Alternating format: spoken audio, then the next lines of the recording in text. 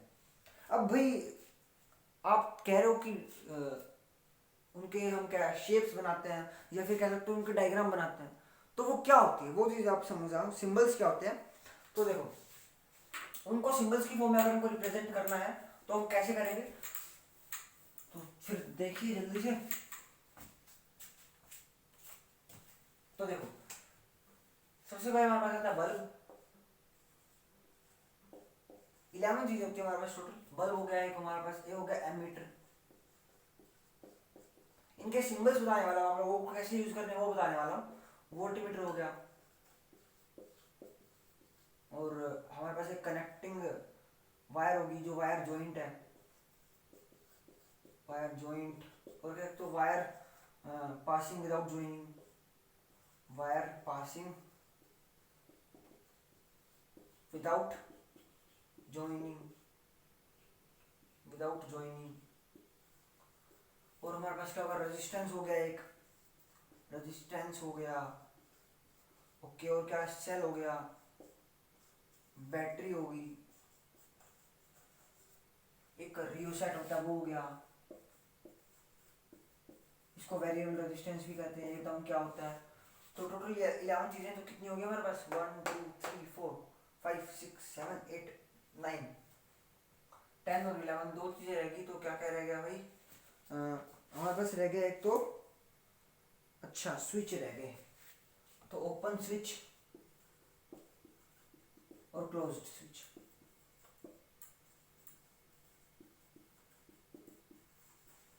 ये चीजें, ये 11 चीजें जो कि मतलब मेनली हम सर्किट के अंदर यूज करते हैं।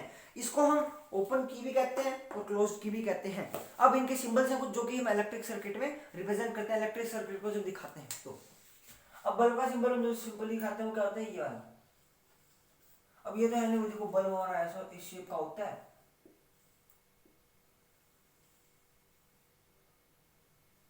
ऐसा ऐसा, और यहाँ पे ये होता है। बल्ब कुछ इस शेप का होता है, बाकी इसके अंदर होते हैं। तो हम जब सर्किट डायग्राम बना रहे होते हैं तो क्या हर बार ऐसे बनाए नहीं, उसके लिए छोटी छोटी हमको चीजें दे रखी है सिंबल्स, इनका यूज करके बनाते हैं। अब एमीटर क्या होता है, एमीटर को हम रिप्रेजेंट करते हैं ऐसे,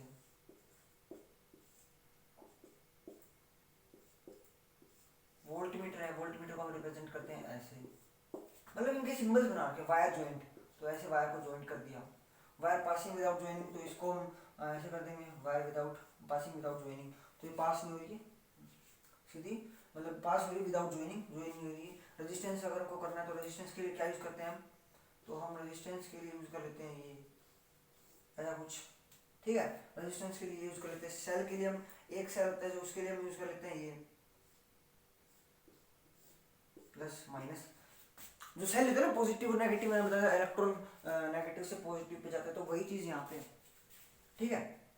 अब बैटरी क्या होता है, बैटरी में ऐसे ऐसे बहुत सारे सेल दिखा लेते हैं हम, पॉजिटिव और नेगेटिव, ठीक है। अब अगर किसी ने कहा ना कि 3 सेल की बैटरी है, तो हम ऐसे बनाएंगे, ये हो गया 1 सेल, ये हो गया 2 सेल, ये हो गया 3 सेल। अगर आपको 4 सेल कहते तो फिर क्या करना, आपको सिंपली एक और ऐसे लगा दो, तो ये हो गया 4 सेल वाली बैटरी। मतलब जितने बड़े हैं उतने सेल लगा लो, जितने छोटे उतने सेल लगा लो, यानी कि एक बड़ा एक छोटा एक सेल हो गया, एक बड़ा एक छोटा एक सेल हो गया, एक बड़ा एक छोटा, बड़ी लाइन जो ये है एक सेल हो गया, एक बड़ी लाइन एक बड़ी छोटी लाइन, तो ये फिर से एक सेल हो गया, तो 4 सेल टोटल हो गए। अब रियो सेट क्या होता है, तो रियो सेट हमारे पास होता है ये कुछ ऐसा होता है, ठीक है। और या फिर हम ऐसे भी दिखा देते हैं कई बार, ये रियो सेट हो गया। ये बताओ क्या होता है, ओपन स्विच कह सकते हो आप, ये हो गया, ठीक है। ये हो गया क्लोज स्विच, इसको की रूप में भी दिखा सकते हो आप ऐसे। ओपन स्विच तो भाई ऐसे हो गया, ठीक है। और क्लोज में ये लाइन जो है ये इसके मिली होती है, ये वाला जो पॉइंट है यहाँ मिली होती है, ये ओपन है, ये क्लोज है, ठीक है। इसका मतलब करंट नहीं चलेगा, सर्किट कंप्लीट नहीं है, इससे सर्किट कंप्लीट हो जाएगा और करंट फ्लो करने लगेगा। तो देखो बल्ब, एमीटर, ये एमीटर और वोल्टमीटर आपको बताऊंगा मैं आगे की वीडियोस में क्या होते हैं, तो ये सब आपको समझ में आ गया होगा।